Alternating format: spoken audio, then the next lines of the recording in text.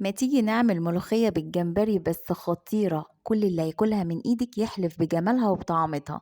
هتجيبي بقى ملوخية قطفيها كده ونغسلها كويس جدا، وابدأ كده انشفها وافرمها كده في الكبة او اخرطها بالمخرطة.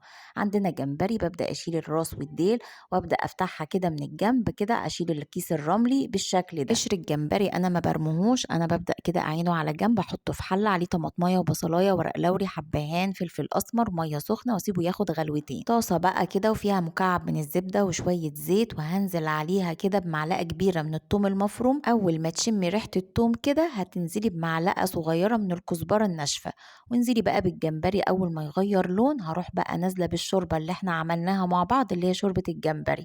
هنصفيها أهم حاجة من القشور، وبعد كده أسيبها تاخد غلوة، وبعد كده اظبط الملح بتاعي، وبعد كده ننزل بالملوخية كده لحد ما تظبطي القوام بالشكل ده. سيبيها تاخد غلوة كده على النار، ونحضر أحلى طشة ملوخية. طاسة كده ومكعب من الزبدة، وانزلي بقى بفصين من التوم المفرومين، شوية كزبرة، وأول ما ياخدوا لون كده انزلي بقى بالطشة. لازم تجربوها، ولو عجبك الفيديو لايك وشير. باي باي.